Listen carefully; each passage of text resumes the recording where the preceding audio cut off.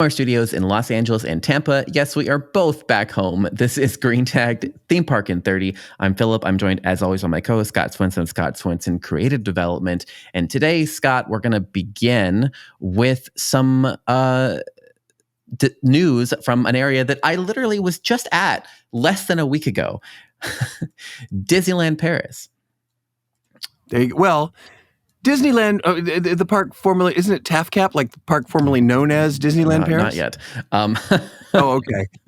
So Disney Experiences announced this week that the Walt Disney Studio Park at Disneyland Paris will be renamed Disney Adventure World when its World of Frozen Land opens. And just for context, Disneyland Paris is the kind of original main gate. And then like literally right next to it, some would question, including myself, why it is even a second gate, because it's like the partition between the two are literally right next to you. Could just walk out of one into the other. Anyway, so that's the one we're going to be talking about, Walt Disney Studios Park, and how they are renaming that one into Disney Adventure World when World of Frozen opens.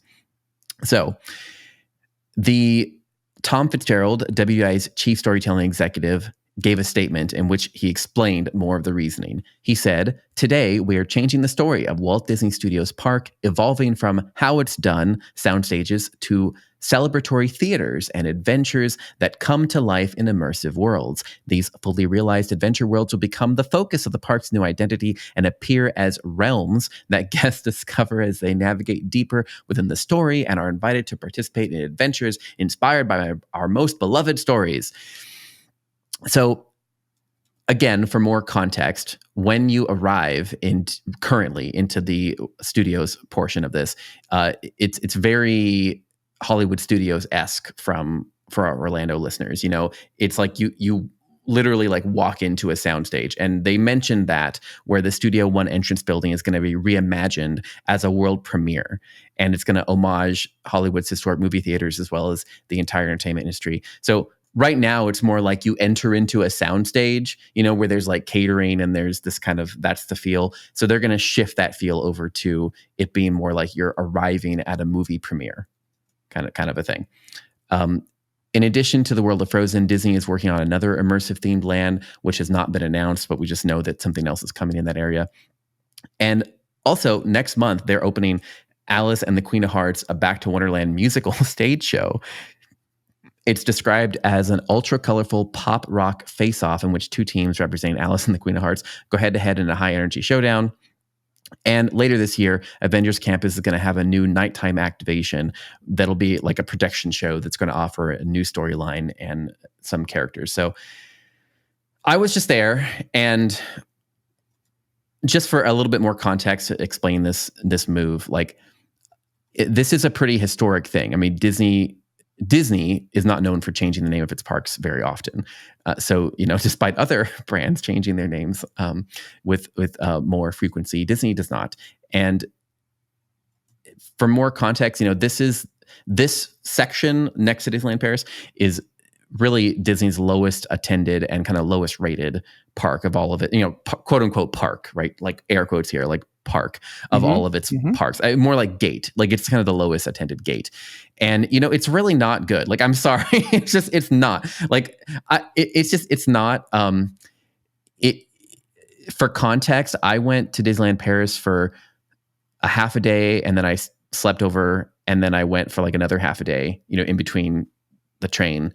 And out of that time, I probably spent like 3 hours at Hollywood Studios, and I felt like I was done with the whole like gate, and most of the so it's California Adventure when it opened, is what you're saying. Yeah, yes, actually, I think it's very much, and it doesn't make any sense as it's one of those things where Disneyland Paris itself is gorgeous. I mean, you walk up, there's the hotel that kind of acts as a pseudo entryway. You have these extensive gardens and fountains, and it's so picturesque. It's something you show up and you're like, oh, I would expect Paris Disneyland to look like this. To look like this, it's so. And then you have those reveals in the park. You have Skull Island that has the whole lake, and you can climb up into the skull and look out on people, and then you have the Big Thunder Railway that kind of goes under the water in a tunnel, and then you have Phantom Manor. I mean, there's so many like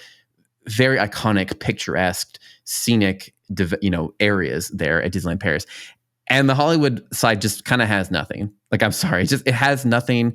In terms of the rebrand, I think it is. Well, let's see what helped California Adventure. I know, add cars. Yeah, well, they tried, right? Add cars. So they added like World of Frozen, right? They're adding that, and then they added the, I think the biggest things at the Hollywood area right now are the Hollywood Tower Hotel, which is still there, and the original version is still there, and they have the Crushes coaster, the spinning coaster, which is a unique. No one else has that. So that the whole time I was there, those 2 days, that was 200-minute wait time type of ride. I mean, it's like the only thing people go there to do, really. So right, it's I think the rebrand is something that is inevitable. Like, if they're going to keep that, I think the rebrand is inevitable because it is, Well, I mean, let's look back. It's kind of what they did. Again, you mentioned our Orlando listeners. It's kind of what they did with World Showcase at Epcot. Yeah. When they start making it less and less world and more about that's exactly right. What character experience can we put in each of these quote unquote countries or parts of the world, then it becomes something completely different. They didn't rename World Showcase because they still are using the world in the different countries as their palette to paint on, but instead of painting realistic, they're now painting cartoon and abstract. It's they've decided that the Disney IP, the character IP, is much stronger than the IP of the world. Well, in Epcot, and it sounds like in Paris they have decided kind of what they did when they rebranded studios here in Florida, when they took MGM off and made it more and more. It's much less the behind the scenes movie tour. But there's another important reason that I think we need to discuss, and that is behind the scene movies. There was a time that was where the magic happened. That was the ooh-ah. But let's face it, movies don't have the impact they once had. They're still important. They're still a part of entertainment, but they are not the be all and end all. And the fact that we are right now sitting in our offices, in our homes on opposite sides of the country doing a video presentation, anybody can, in air quotes, make a movie. So the magic and the wonder of the golden age of Hollywood, it doesn't resonate anymore. That I think that's the biggest thing to me. Basically shifting from, it used to be, basically, I think they're saying crowds, even in Europe, crowds, used to care more, ostensibly, maybe they never did. And that's why the park that gate has never been well attended. But, they're kind of, I think essentially what they're saying is that people used to care more about how a thing was made or just kind of a little bit of background. And now they just care about showing up and interacting in the world of the IP. Because everybody can make a movie using their phone. Well, I'm not sure what the reasoning is. I think it might be because, back in the day, right, it used to be like astronauts were like the number one sought after, job when you asked, people that were in, kids. And now it's like content creator. And now it's content creator. Yeah. So I think there might be maybe interest still in the concept of creation of a thing. I just think it makes more sense for the brand direction as a whole, as they've been saying, as to just celebrate IPs, right? You want to step into the world of the IP. It's so much like I think we're saying the exact same thing. The goal of being a Hollywood starlet or a leading man or a director in Hollywood or a leading man or director in the film industry is just not there. You want to be a YouTube star now. Well, you want to be a YouTube star, so you want to be immersive so that you can sit there and be in that world and share it with all of your followers. So yeah, it makes sense with the current demographic, and it's you mentioned earlier that parks don't rename, or Disney parks rarely rename, which is true. But it's interesting that both of the parks that had studio names in them have rebranded, have renamed themselves. MGM was for a different reason at a different time and place, but still, I think it's important to recognize that when they realize when their fan base changes their interest, I mean, there was a time that when Epcot was under development, that people, even when it opened, people didn't travel internationally nearly as much as they do now. Yeah. And so there was an appeal to an authentic representation. Okay, I will say a cleaner yet authentic representation of different parts of the world. And then, as that waned, they realized, no, we have to add the characters back in because that's always going to be our cash cow. I was thinking about this, and I think if I were to put to like what you're saying, I think it's like what we talked about with Isle of Burke and way back a few episodes ago, where it's like these parks are in a big ecosystem and they're trying to figure out what can we be the best in the world at. Mm-hmm. And they cannot. What do you have to come to our park to see? And you know what? They're not the best at doing the whole how movie magic is made, the whole, understanding how film is. They're not the best at that. We just talked about the Warner Brothers Tour London and how that is a whole theme park just about the making. I mean, that is what this could have been, but they're not. It's not that. So it's not the best at it. So they're pivoting it to being like, what can we be the best at? We can be the best at putting somebody in an immersive world specifically for these IPs that no one else has access to. That's it.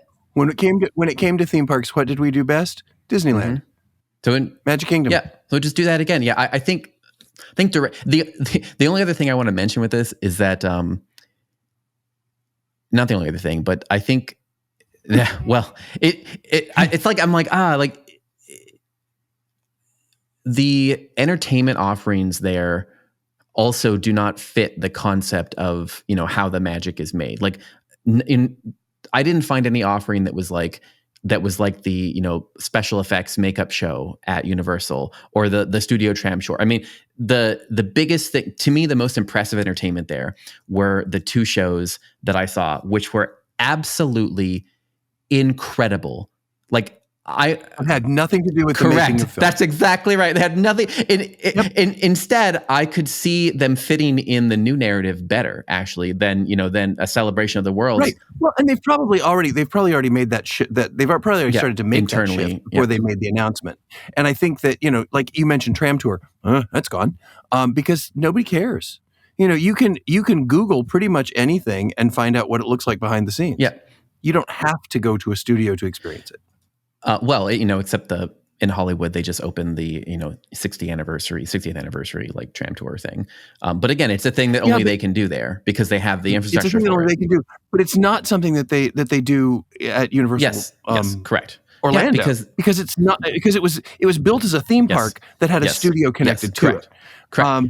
Universal California has started as a studio and was a very thriving studio and used the theme park as an add-on. So it depends on where it started. And of course, California is still the hub. Mm-hmm. I would venture to say that eventually even that will wane away. So we'll see.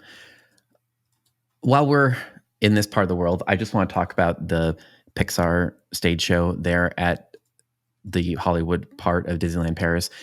It is incredible. Now there's I heard about this, but I did not know about it because it's so, there's no recording allowed at all. And it's very much like a Broadway show or like a West End show in that they have ushers standing at every aisle that are watching for cameras, and you are like escorted out if you take your cell phone out. They have signs everywhere. It's very strict, and so I think that's kind of why I didn't see or know more about it. But this Pixar show is absolutely incredible, and I think it highlights one of those things where I'm not sure. Well, I'm sure it's a whole discussion as to why we don't have stuff like this in the U.S. But this is a 30-minute stage show with a full live orchestra that comes on stage into the theme park show and plays a score. And the narrative is that it's the toys from Toy Story, and basically, Charlie has has music class the next day, and she's like leading the band in something, and the sheet music gets like like lost and so the toys are trying to put the sheet music back together, and so they use that as the crux to each piece of sheet music is like a different Pixar world. So there's a Monsters Inc. world, and so they enter into all the, and you just have this full stage production that is, Monsters Inc., like, Sully, and they come out and they're singing, and all of the they're all going through the crowds, misting people down to disinfect them in their suits, and the orchestra is playing the whole time. It's incredible. And that's the type of. Oh, but again, you and I talked about this too when you were over there. That while you were in London, West End shows, you can go see theater every night of your life and never see the same show twice, because by the time you go through all the huge numbers of theaters, they've all changed out, so you start fresh again. And part of it is because the amount of money that is dumped into the arts in that part of the world versus the United States, and you can say, you can say, is it the cart before the horse, or it's a chicken or the egg kind of scenario here.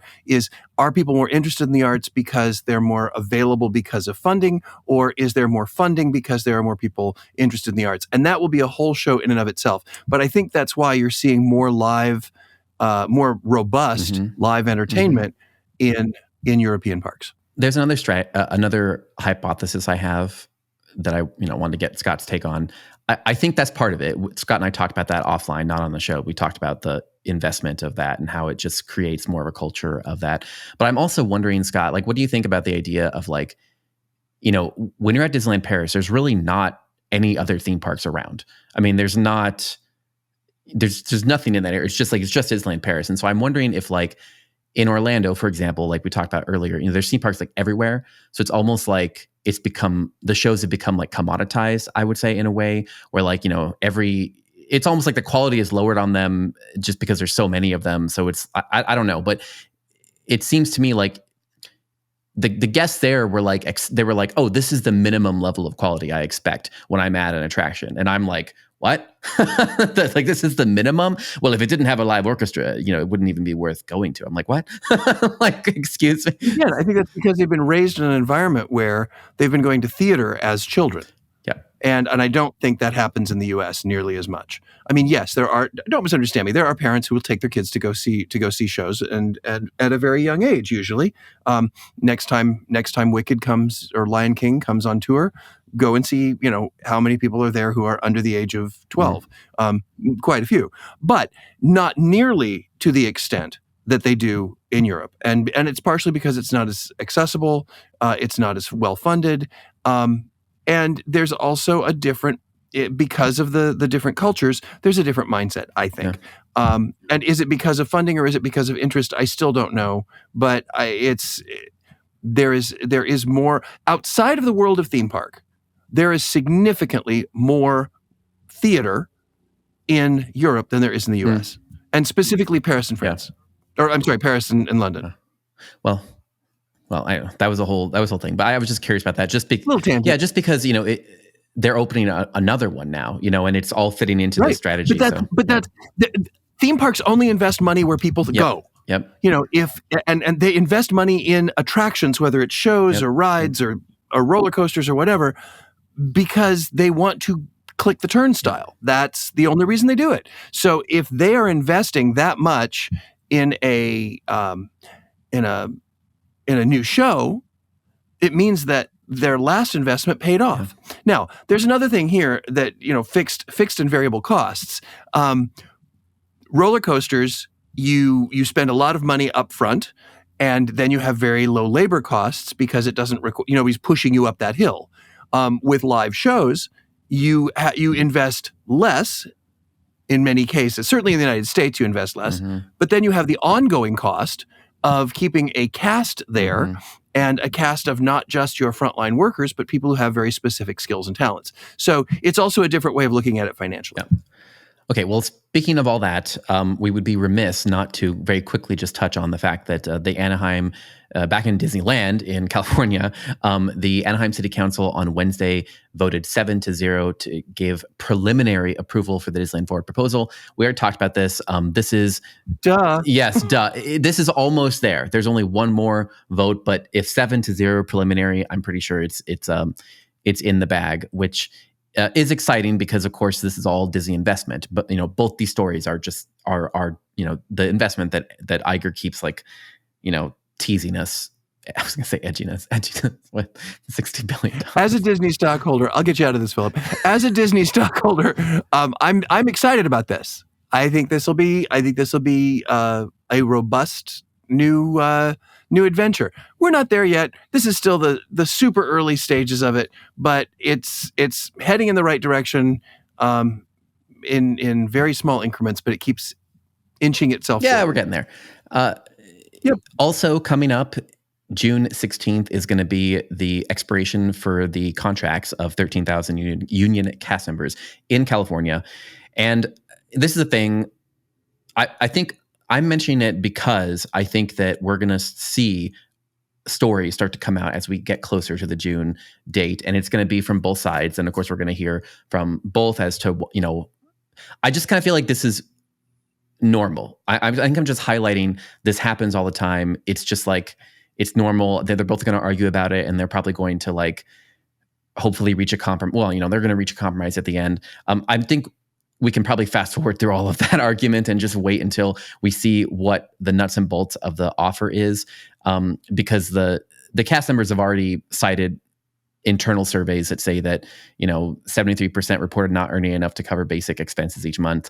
Meanwhile, Disneyland released counter arguments saying that they've already raised their so much, that Disneyland said hourly starting wages have increased 42% in park, and citing that it's gone from $15 to $21.25. Whatever. I don't know. I just want to put out there for context, minimum wage is 16 in California, but the living wage in Anaheim is 27. So just for context, and just remember last year that in August of last year that that LA County was pushing Universal to go to 25 because it's within city limits, and because the city employees there in Los Angeles County are at 20 currently and are looking to go to $25 by 2026, which is not that long away. And then they're trying to get it closer to that living wage thing. So I just think that I mean, I'm sure there's going to be a lot of noise on both ends, and each side is going to say that the other side is greedy and whatever. And I think hopefully we'll end up at a compromise, but I think that the slope is going to have to go up. I don't see any way that it's not going to go up, but that's normal to what. Well, and this is the same mentality. This is exactly the same mentality that happened with fast food. When McDonald's or the fast food chains started paying their people significantly more than minimum wage. So what ended up happening, and last time I walked into a McDonald's, there are fewer people working there. Yeah. So the wages can go up, but that means that the number of jobs are going to go down. And don't misunderstand me. I'm not saying that people shouldn't make a living wage. They absolutely should. And I think that these kinds of negotiations are absolutely essential. But, I know that there are those people who will say, well, just pay them more. But what that means, there's a lot of ramifications to that. And everyone will say, yeah, but they're making such great profits that, they could spend a little bit of that on their people. And then we do the profit reports where everybody says, yeah, we're flatlining or down. So I don't understand what these great profits are. I think you have to recognize that there are two sides to this story, and that if you say pay people more, that could mean, yes, we're going to pay people more, and we're going to cut the number of people that we hire by 30%. And going back to the discussion we just had, if you want a big, robust show, those are your highest paid employees. Correct. And so... Yeah, so I think all this is related to Scott's point. I would push back on Scott's point a little bit in that, the Disney parks are profitable, and they're profitable by a significant margin. So I do think that the margin is there. However, it doesn't matter, because Scott's point is exactly what the board is saying, internally. But here's the thing. With Disneyland Forward moving forward, that means that this discussion they are already having in the planning. And I think they're going to build it into the plan to have less jobs overall for the size of the expansion and less live entertainment. They don't. We don't have the Lion King show anymore, and there's nothing. It's sitting there empty. And meanwhile, Disneyland Paris has 3 shows in their tiny little park that barely has any rides. Maybe that's why. But I'm just saying. Well, and since you quickly pushed back, I'm going to quickly push back again, because you're right. Disneyland is profitable, but Disney as a whole then is spend all struggling. streaming and Is struggling. Is struggling. So that's what they're really looking at. They're not looking at, that's like saying my bathroom is great, but the rest of my house is falling apart. You gotta look at there are multiple sides to the whole discussion, and that's why I'm glad that there are discussions going on, and I'm glad that these kinds of back and forths are happening so that both sides can be heard. But I think it's really important for both sides to recognize you either have your frontline employees who can't work for you because they can't afford to, no matter how much they want to, or you have a company that's going to say, yeah, we can pay you that, but instead of 10 of you, we're only going to pay 7 of you or 6 of you that amount of money. Yeah. Well, that's a rough choice. Speaking of rough choices, this last thing we're going to try and get to very quickly. We were sent over a request by a friend of a show to cover some of the closings that are happening in Las Vegas, and I kind of expanded that to cover also this news story that dropped this week, which is that Evermore theme park is closing. It's permanently closed already in Utah.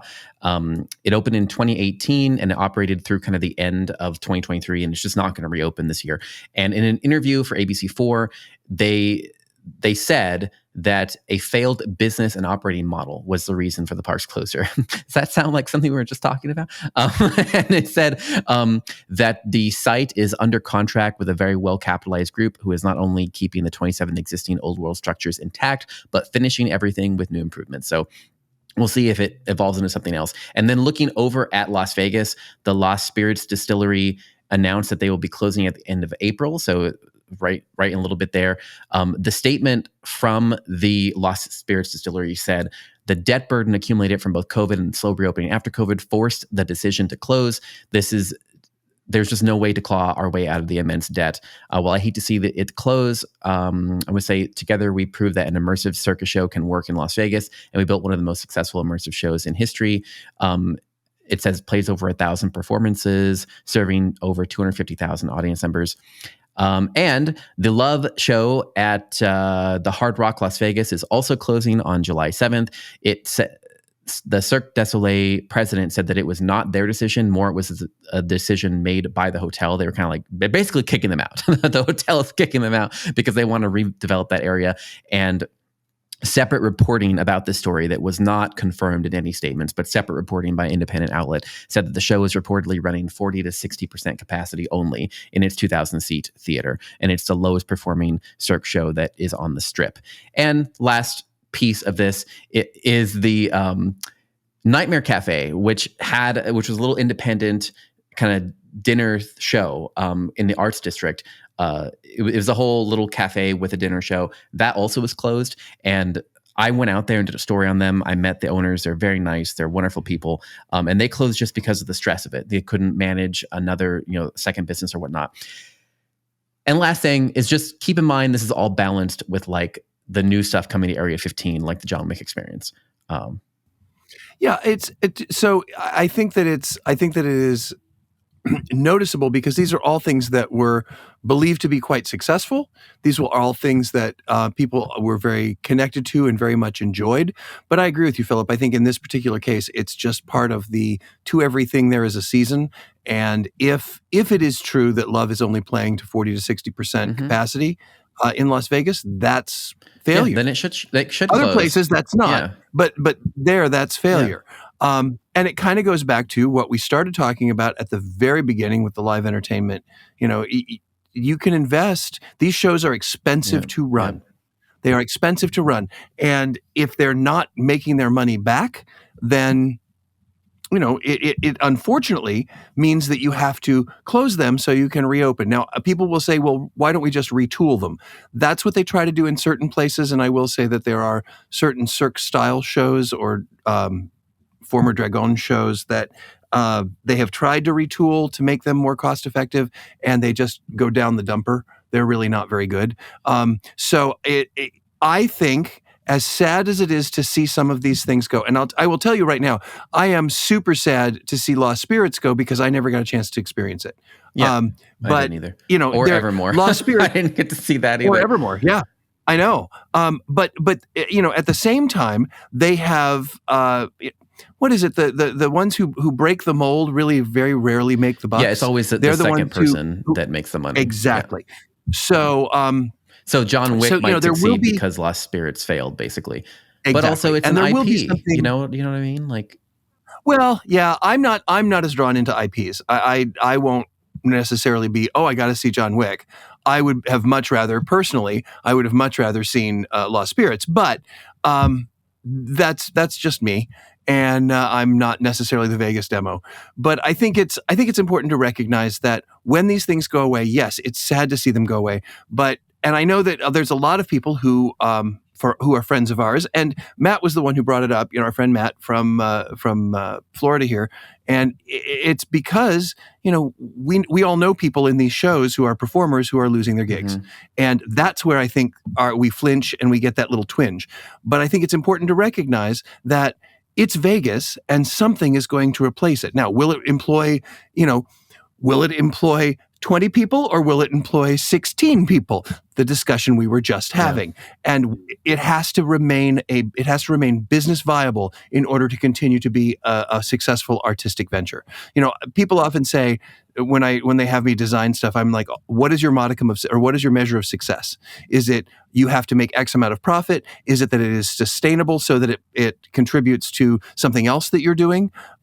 Is it just to raise attention, just to raise awareness of your organization? Because those are very different approaches when you look at things like this. And, Vegas, it's because they're, again, still trying to figure out overall what happens after COVID.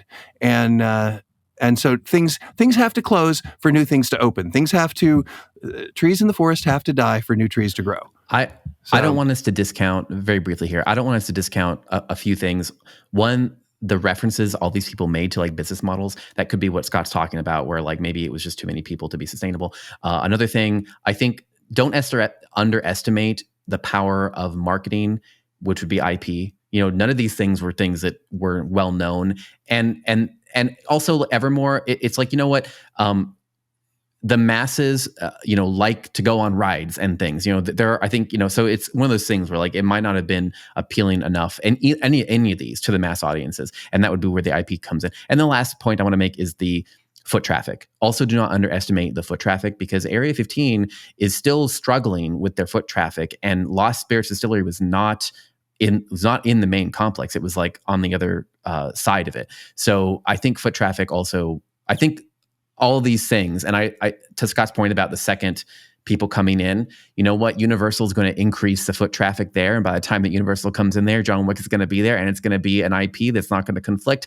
with horror. So right, and Vegas has done this over and over again. There was a time where downtown, before the Strip, downtown was the place to go. Then the Strip took all their money, all the foot traffic away, and downtown went wah wah. And then now downtown has reinvigorated itself. It's come back. It's built back. Area 51 is the same way. Shoot where the ducks are flying. Yeah. But yeah. Speaking of things closing, it's time for us to close this show because we've gone way over. So thank you so much. Thank you, Matt, for your questions. I hope we've wet your whistle so that you can feel as though we've discussed and I won't say answered, but at least discussed your question. And for the rest of you, thank you for listening, and we will see you next week here on Green Tagged Theme Park in 30.